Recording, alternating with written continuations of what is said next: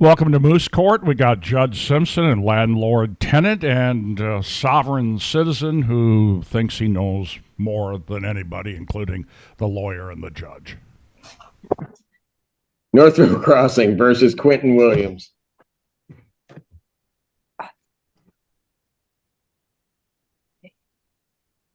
He's here. Your name, sir? Quentin Williams. All right. And how much is owing on this? With costs, Your Honor, $2,125.56. 2,121? 2,125.56. Oh, all right. Got it. All right, sir. How do you intend on, he came down a bit, so. Yeah, because I actually made the payment before we even had court the last time. Okay. They asked for $1,700.59. I made a payment of $1,700, When? $1,760, and then they did not request for dismissal of the hearing. Instead, what they did was proceeded, let the rent roll into another one so that they wouldn't have to file for a separate hearing. And it was settled before I even Before what? before our last court hearing. The last court hearing on this case was March 8th. Yep. And before that hearing, I actually had paid the full requested amount to their client. No. Okay, I hear you. I think you paid the amount that's in the complaint. That was requested by them. Well, that's not how it works. So if you look at the complaint, might as well look at it so I can go through it with you. And it says That complaint initially too that the rent was only current through December 30th. Okay. And I had paid the rent current all the way through February. Okay, I'm gonna let you go and then I'm gonna explain to you how it works. So Go ahead. tell me, oh, my court. Yeah, I'll go ahead when I want, but you keep interrupting me. This guy probably always does all the talking, does none of the listening, and thinks he knows everything.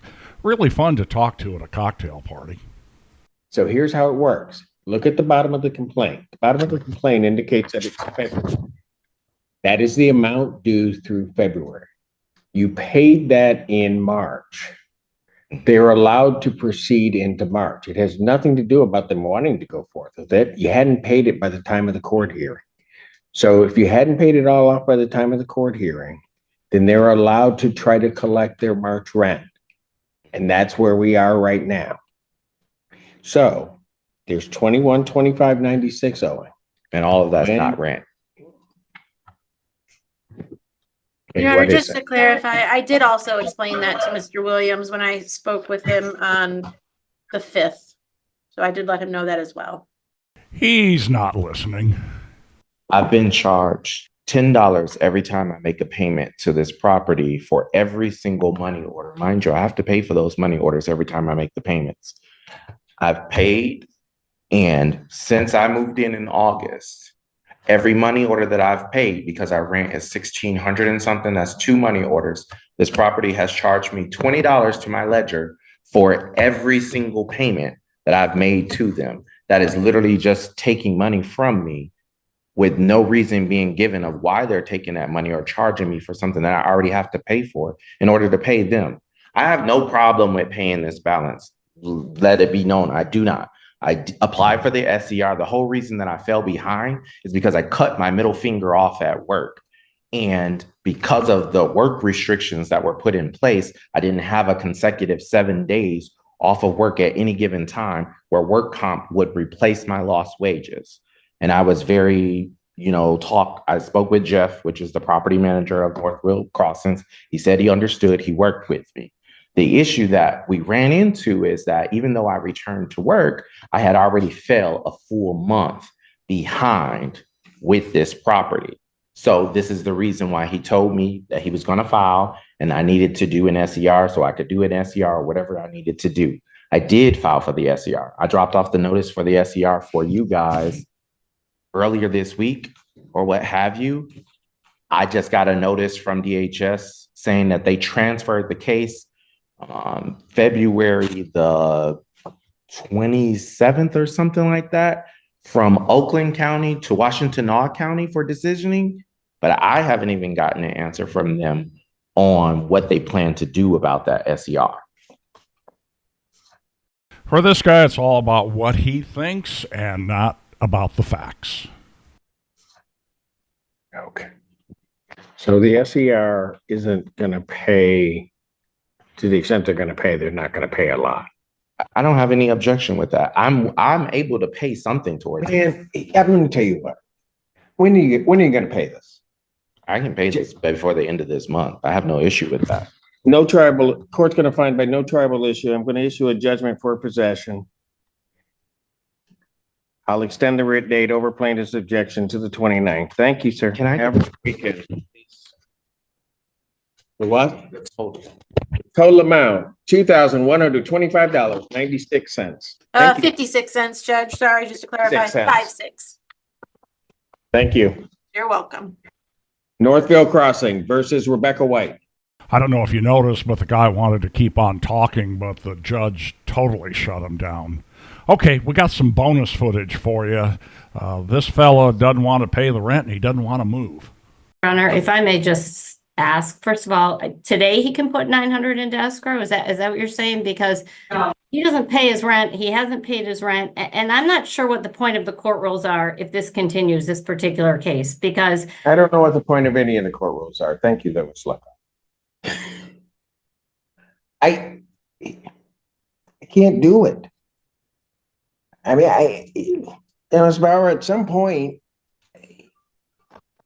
regrettably, he's got a fish or cut bait. I've given him his opportunity. I understand, Your Honor. I'll explain it to you. I was just hoping to get some time because we are, his voucher, and I felt like if I didn't think he had a strong case, I wouldn't have entered the eviction case. No, I understand that, Ms. Bauer, and I'm not blaming anybody. I'm just saying I don't like being at this point either, but it's where I am. I mean, Ruslekoff and the plaintiff have been not wanting me to give him the opportunity before. I gave him the opportunity. And in fairness, I mean, at some point it has to end for the landlord also. Okay, Your Honor, can I just ask the court to consider one thing about the timing of the move out? Mr. I did have a spine injury from the head injury as well, so he can't move his own property. So if he could be allowed to move after he receives his first paycheck, he will be able to hire movers to put his belongings in storage rather than lose them. When's that going to be? In 2 weeks? That's when I get my first check. What's the date of your first check? April 4th. Your Honor, I'm going to ask you to keep this in March. I mean, they just said, I'm a little confused because I just heard that we're going to be able to put $900 in escrow, but now he needs until April to get money to move. I can't have another month's rent added to this ledger. I can't even explain this to my client. And every other tenant that doesn't get this consideration. Oh, well. That's why I said I exhausted all my savings with this. And on top of that, I did not know I was dealing with a situation in the same apartment complex. Or I would have took all my savings and then I would have just found somewhere to go. So now I'm just left with nothing. Well, actually, I understand all of that, Mr. Hyman. My point to this is I've given an opportunity for it to go through. If what you had said to me, and it may very well be true, I mean, I'm not saying anything. I'm letting you go through that process to appeal it, have somebody else look at what that determination was, because you told me, you were on Zoom, you told me very emphatically, that's not right. I didn't get my mail, and the decision that they made isn't the correct decision. I took you at your word. I said, fine, appeal it to them. They've made their decision. It's not my decision, it's their decision that they've made.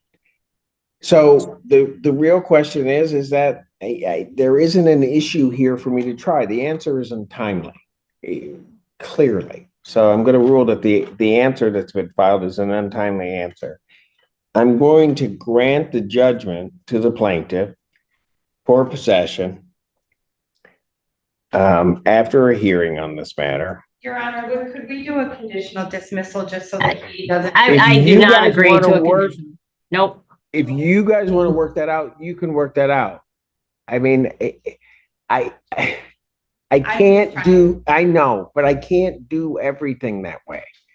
I mean, I will give people a break and as much as I possibly can, but I can't keep it going this way. From today, the writ would be the 25th. What I will do is I will indicate that the writ date will be the end of March, so well, the 29th. So at least that way, there's a little bit more time because as I heard, he was going to have a check in 2 weeks, which would then have been the 29th. So I get may have to get movers or get people to help him. So I'm going to extend it out so maybe that can happen. Thank you, Your Honor. Thank you. Thank you.